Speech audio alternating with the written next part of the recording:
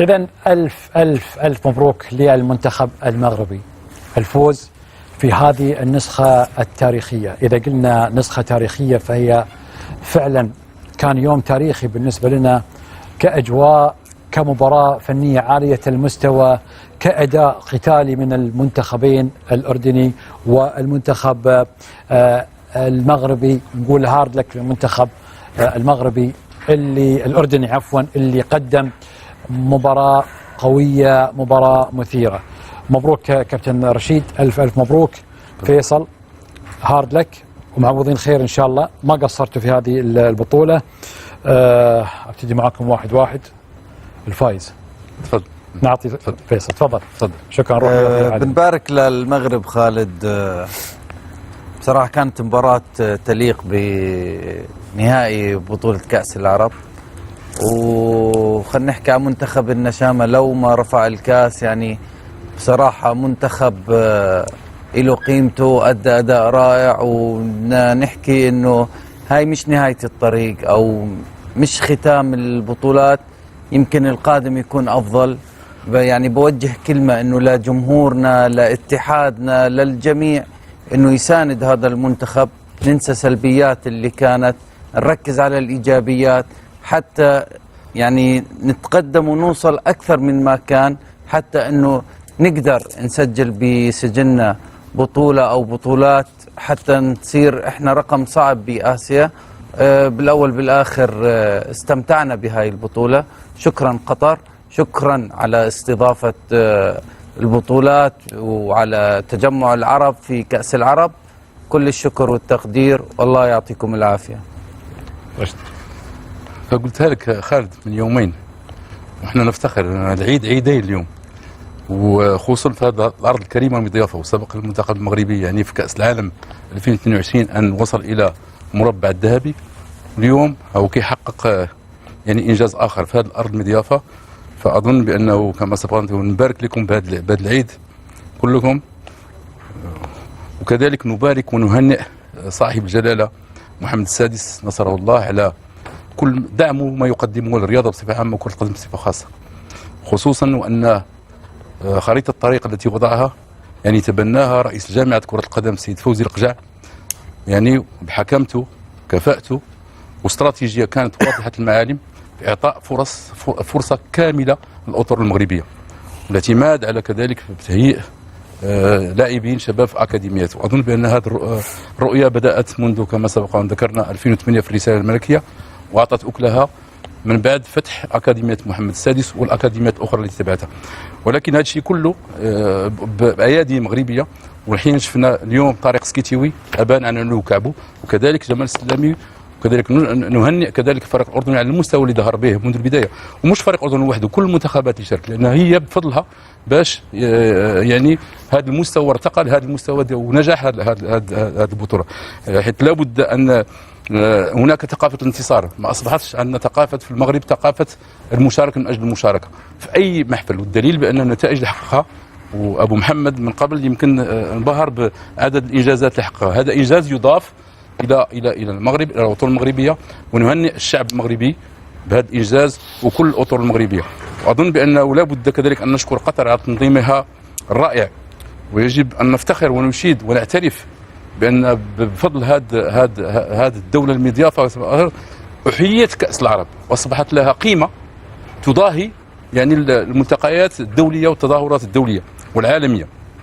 لان اصبحنا نفتخر بهذا البلد، واصبحت نموذجا وهي قبله يعني لكل الرياضات. وشفنا بان عده لقاءات هنا، ولكن الشيء الذي شخصيا اذكر ربحت لمه عربيه من هذا المستوى في هذا المجلس الموقر تحت قياده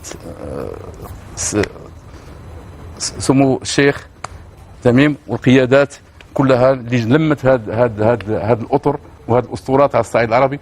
وهذا الربح الكبير لنا، ربح معرفه، ولان اصبحنا عائله عربيه الحمد لله. الف الف مبروك. شكرا. خبر سريع في المؤتمر الصحفي، الكابتن جمال السلامي مدرب المنتخب الأردني قال أن ولي عهد المملكة الأردنية الهاشمية الأمير الحسين بن عبد الله أبلغه بأن الملك عبد الله ملك الأردن قرر منح الجنسية الأردنية للكابتن جمال السلامي، وهو فعلا يستحق هذا التقدير الكبير لما قدمه من تأهل مع المنتخب الأردني إلى كأس العالم، وكذلك وصوله مع المنتخب المغربي المنتخب الأردني اليوم إلى نهائي كأس العرب وحصوله على المركز الثاني. مايد، مباراة شبيهة بنهائي كأس العالم كمستوى كأهداف؟ نعم شبيهة جدا حقيقة. المباراة النهائية أوفت بمواصفات فريقين مستحقين يوصلون للنهائي. كل ما فيها من جمالية من كرة القدم وجدنا فيها. مباراة تذهب للأوقات الإضافية، نجد الحسم يتم في الأوقات الإضافية، يتقدم المغرب ثم يتقدم الأردن، يتعادل وتفصل في الأوقات الإضافية. مباراة جميلة ممتعة. البدلاء كانت لهم أيضا قصة جميلة، وعلى رأسهم عبد حمد الله. فريق قوي جدا، وأيضا كذلك الأردنيين قدموا كورة، يعني احنا كنا البعض يعيب عليهم في الدفاع، لكن واضح ان طريقتهم فيها توازن كثير، يهاجمون اذا شافوا نفسهم متاخرين يرجعون للمباراه وهم قادرين لذلك. علوان حقيقه نقول له ولدا مبروك تصدرك للهدافين، مبروك جائزه الهدافين، انت تستحقها، وفعلا مهاجم من العيار. هاي الجماهير حقيقه احلوا المباراه، ولذلك نقول لهم شكرا كثيرا سواء جمهور المغرب او جمهور الاردن، اضافوا الكثير للبطوله ولختام البطوله اللي اعتبره ختام مسك حقيقه. فمبروك للكابتن رشيد، هارد لك للكابتن فيصل، ولكل المغاربه مبروك، وهارد لك للنشامه، ومعوضين خير ان شاء الله. رغم الظروف الجويه والاجواء العاصفه والامطار، دخلنا الى رقم تاريخي في كاس العرب كحضور جماهيري للمباراه النهائيه. وصلنا اليوم الى 84,517 مشجع في استاد لوسيل. هذا اللي في الملعب، هذا اللي حضروا المباراة فقط. عبر شاشة قناة الكاس في موقعنا الرسمي كان عدد المتابعين وصلنا إلى 3,400,000. احنا نكلمكم بس في الاكس، هاي ما اكلمكم على منصه شوف. امس في التيك توك كانوا يتكلمون على المشاهدات الكبيره لتقريبا مليونين و200 تقريبا، او 1,200,000. اضف الى ذلك التجمعات اللي صارت رغم الامطار في سوق واقف، في المينا عندنا، في كل مكان في شاشات. طبعا انا اكلمكم بس الان في الدوحه، لكن فما بالك في الاردن، وما بالك في المغرب، فما بالك في الدول العربيه الاخرى، او حتى في الدول الاوروبيه اللي يتابعون هذه المباراه اللي فعلا مثل ما قال مايد اوفت بوعودها الفنيه واستمتعنا فيها كوجبه كرويه. طبعا البطوله فيها نجوم كتير، واول نجم في البطوله الجمهور. النهارده ما يكون ما يقارب 85,000 لمباراه نهائيه النهارده، حاجه جميله جدا. صح. دي اول حاجه. تاني حاجه، دي مباراه السوشيال ميديا عندنا في مصر يعني يبقى ذلها خفيف شويه في الكتابه. قالوا دي مباراه هربانه من كاس العالم. يعني مباراه جايه من كاس العالم، مباراه جميله، 5 أهداف، فيها روح رياضيه، فيها كل حاجه حلوه برغم الظروف، المطر الجامد جدا، ولكن مباراة طلعت بأعلى مستوى. ده أكبر دليل على إن الملاعب معمولة بطريقة كويسة جدا جدا، ما شفناش حاجة غلط في الملعب، مية كتير أو كذا. دي حاجة التانية والمهمة بقى إن المغرب كسبانة 2 مدربين وطنيين بيلعبوا نهائي، ودي حاجة كويسة جدا لينا كعرب. بقى المدرب الوطني بيوصل مع اي اجنبي لو خد الامكانيات وخد الثقه، ممكن يوصل لاعلى مرتبه في التدريب. فعشان كده كل التقدير للي ادى الفرصه للمدرب الوطني ان هو يكون يدرب فرقته، فكل التقدير لكله. طبعا عايز قبل ما انهي بس اشكر طبعا كل اللي موجودين في المجلس، واشكر دولة قطر الجميلة اللي حسيت ان ده مش كاس عرب، ده كاس عالم. اشكر كل الناس اللي نظمت، فبالتوفيق ان شاء الله في القادم باذن الله. والله في الحقيقة الفريقين الاثنين يستحقوا اللقب. نقول مبروك للمنتخب المغربي الفوز باللقب، مبروك للمنتخب الأردني بالإنجاز هذا وبالأداء هذا. مشاو لكأس العالم، وصلوا نهائي كأس آسيا، نهائي كأس العرب. مبروك لقطر بهذا التنظيم الرائع. عيد مبارك قيادة وشعب، كل عام وانتم بألف خير. مقابلة نهائي مقابلة كرة الثابتة، 5 أهداف منهم 4 كرات الثابتة، مش على اللمسة الأولى، على اللمسة الثانية. تحسمت دقيقة 87 المنتخب المغربي يرجع في 2-2 وتمشي للوقت الإضافي. النهائيات تلعب لل 120 دقيقة، يلزمها الصلابة الذهنية، يلزمها الدكة اللي هي تساوي الحسم، يلزمها قرارات نتاع إطار فني خاصة في الإضافة على مستوى التغييرات. هذا شفناه في بداية الشوط الثاني، المنتخب الأردني رجع في النتيجة 1-1 و2-1. شفناه في تغييرات السكتيوي رجع على مستوى 2-2، وفي الهدف الثالث في الوقت الإضافي. المدربين أبدعوا، اللاعبين أبدعوا، وزوز فرق كانوا يستاهلوا التتويج. مبروك للكرة العربية بهذا المستوى، وإن شاء الله النسخ القادمة تكون في المستوى هذا وأكثر إن شاء الله. خالد، ألف مبروك للمنتخب المغربي، هاردك للمنتخب الأردني. مباراة الصراحة استحقت أنها تكون مباراة نهائية، وما بيتكلم يعني فني بشكل كبير، لكن أحب أبارك للفائزين في جوائز الفردية. وأخيرا يعني شفنا لاعب أرقامه مش هي الأرقام الكبيرة في البطولة، لكن كتأثير هو فعلا لاعب مؤثر يستحق أن يكون أفضل لاعب في البطولة. أخيرا يعني شفنا بطولات تنصف لاعبين، خلينا نقول لاعبين الوسط أو لاعبين الوسط المدافعين أو حتى المدافعين. لذلك فعلا اللاعب محمد حريمات يستحق جائزة أفضل لاعب في هذه البطولة. خالد، هذا بما يخص المباراة. بما يخص تنظيم خالد، قطر دائما الصراحة يعني نحب نهنئها ونبارك لهم على هذا التنظيم الأكثر من رائع.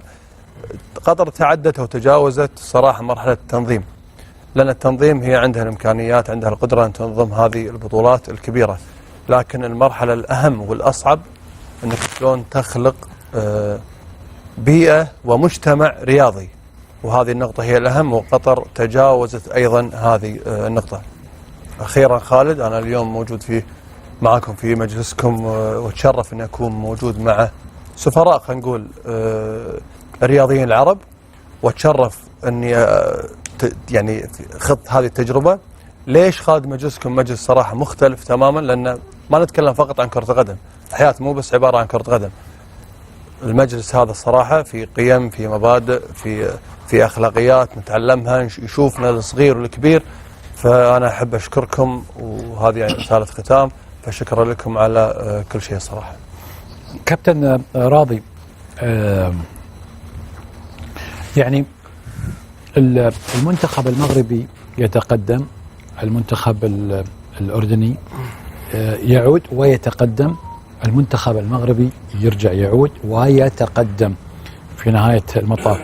إذن مباراة فيها 5 أهداف كانت كفيلة أن أنا أعرف إلى أي مستوى فني وصلوا للمنتخب المغربي والمنتخب الأردني اللي قادرين على مقارعة بعضهم. سويت شبه تحليل بسيط يعني. طبعا البداية نبارك لدولة قطر، اللجنة المنظمة طبعا، الله يبارك فيك، اللي طبعا هذا مو غريب علي. طبعا أنا عايش بالدوحة صار فترة زمنية طويلة، أعتقد قاعد تتغلب على نفسها حقيقة. بالنسبة للفرق الفريق المنتخبين، أنا أعتقد الإحصائيات بالبداية تأهلهم أنه يكونون هم أفضل فريقين من خلال النتائج اللي حققوها. أنا أريد أتكلم اليوم على المنتخب الأردني وأعطي استحقاقه حقيقة. يستحق. أنا أعتقد هذا العمل اللي يشتغلوه الأخوة الأردنيين، أكو جهات خلف الكواليس يجوز إحنا ما نشاهدها، وهي الجهاز الإداري. أنا أعتقد في ظرف سنوات بسيطة أنت ثاني على كأس آسيا، تأهل كأس العالم، وثاني البطولة العربية، والبطولة العربية صعبة ليست بالسهلة حقيقة. هذا الدليل واضح على أنك عمل وجهد كبير داري. وأنا أعتقد ضربة معلم هي البقاء على المدرسة المغربية، أنا وجهة نظري من خلال تجارب، بعض تجارب من ضمن إحنا كتجربة كرة قدم عراقي أنا قريب وعامل. هاي عملية تغيير الأفكار والمدارس أنا أعتقد ما تأتي بكلها، وهذا دليل واضح. والآن ملك المملكة الأردنية الهاشمية يكرم المدرب دليل على عطائه وما قدمه طبعا لهذا. ليش؟ شنو السبب؟ أنا كلاعب من يبقى المدرب نفسه يقوم يفهمني، أفهمه، يصير انسجام، يصير هذا ينتقل مباشرة إلى داخل الملعب، داخل الساحة. التكتيك وطريقة اللعب والأداء هذا يحتاج لانسجام، يحتاج لتفكير مرتبط بين المدرب وبين اللاعبين. أنا أعتقد دليل واضح هذا العمل لم يأتي يعني خلينا نقول بالصدفة. أنا أعتقد من ثورة الجوهري وعدنان حمد والآن وصلوا هم بالتوب القمة ويستحقون كل احترام وتقدير صراحة. بالنسبة للمنتخب المغربي أنا راح أقول لك أولا مواصفات الفريق: مدرب على مستوى جدا عالي، خالق الانسجام، خالق التفاهم والتوظيف العالي المستوى، بحيث أنه يتعامل مع تفاصيل المباراة بما هي تريد. إذا عندك مدرب عالي المستوى ولاعبين أصحاب تكتيك يعني عندهم فهم تكتيك عالي، بدنيا جاهزين، اكو مرونه في داخل الفريق وتفاهم، واكو بدلاء على مستوى جدا عالي، اذا انا اعتقد هذه النتيجه اللي هي اليوم نهائي كأس العرب انطى رساله يعني حقيقه انه هنالك تطور كبير. ملاحظه اخيره: انا اعتقد كأس العرب بالمستقبل بعض المنتخبات ما راح تنظر لها نظره انه هي تروح سياحه مثل بعض المنتخبات اللي اجت بدون اعداد، بدون تهيئه، بدون جديه، يتوقعون انه شنو البطوله سهله. انا اعتقد البطوله قدمت مساواه على مستوى عالي. انت قلت 84,000، تدري نهائي كاس العالم 88 اللي هو البرازيل الارجنتين وفرنسا، هذا دليل واضح انه البطوله بدا الاهتمام مالتها اهتمام كبير. طبعا هذا جاي من خلال التنظيم ومن خلال الرعايه طبعا اللي هي من اعلى مستوى الشيخ تميم. فاتمنى طبعا ان ترجع الدوره العربيه الكاس العرب مره ثانيه، والفرق تكون اغلبها تجتمع بلاعبيها ذات مساحه حتى يرتقي الجانب الفني. منذ لحظات كانت هناك تغريده لحضره صاحب السمو الشيخ تميم بن حمد بن خليفه آل ثاني امير البلاد المفدى في منصه اكس، قال فيها: فخورون بما تميزت به بطولة كأس العرب من تنظيم محكم وأداء رياضي متألق، وما جسدته من مشاعر الأخوة والاحترام. مبروك للمنتخب المغربي الفوز باللقب، وللمنتخب الأردني الوصافة. آملين أن تظل هذه المناسبة الكروية جامعة لكل الأشقاء العرب. شكرا سيدي سمو الأمير على هذا البوست، وكذلك شكرا سيدي الأمير على رعايتك لبطولة كأس العرب اليوم في استاد لوسيل. مناف،